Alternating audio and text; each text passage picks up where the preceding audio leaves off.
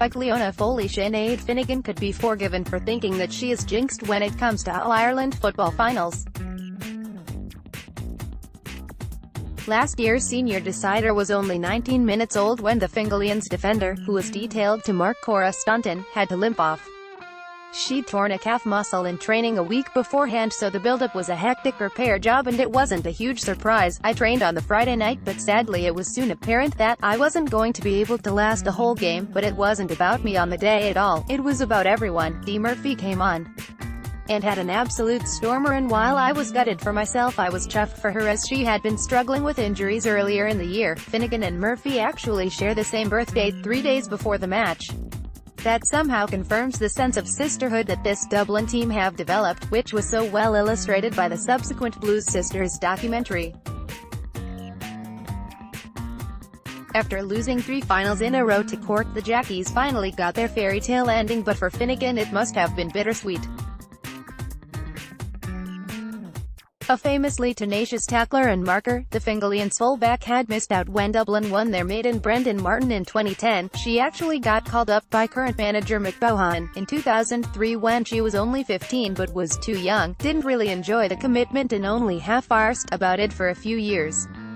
She'd become serious about football by 2007 but then walked away from the elite level after her father Jarlath, who was so central to her GAA development, died suddenly to a heart attack in May of that year.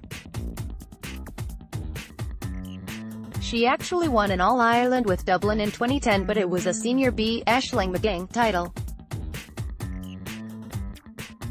Having missed the final, it made 2017 particularly special, so watching from the sidelines must surely have been agony. I was like a possessed woman and actually felt sick, she laughs. With 3 minutes to go we were 13 points up or something and somebody on the bench kind of started to celebrate and I was like, what are you doing? The match isn't over. They turned and said to me, Finno, we're up by 13 points. I know Cora and Mayo are good, but they're not going to score 13 points in that time. I was completely on edge. Memories of Dublin's 10-point collapse to Cork in 2013 surely didn't help her nerves either. She had also broken her hand, and then her thumb, during 2017, so it was a roller coaster season. I have an ongoing problem with my Achilles, so maybe I should just retire. Someone should just put me down. The 30-year-old grins. Yet, like Sinead Goldrick, the bubbly defender remains pivotal to Dublin's Tigerish defence. Both, coincidentally, also work in sports public relations, or rather Finnegan did until 2 weeks ago.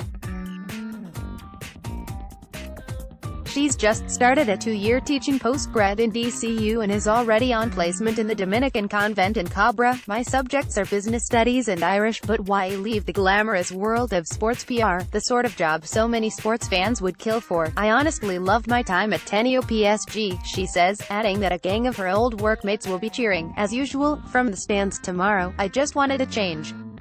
I've been there for 5 years and I just decided I'd like to do something a little bit different.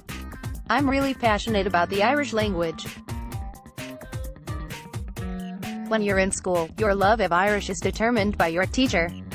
I thought, I love Irish, so I'd love to be able to help other people love Irish as well. Her time with one of the country's top sports agencies leaves her particularly well informed on women's sport and its fight for coverage, funding and sponsorship. It has grown immensely recently, she observes, as well as the All-Ireland crowd last year, a record 46,286. We've noticed small things, like being recognized walking down the street. Blues Sisters probably played a very big part in that. I know the attendance at our National League and regular championship games isn't huge, but there has been an increase this year. Obviously there is a lot more room for improvement in terms of the coverage that women's sport gets, but look at the hockey team for example.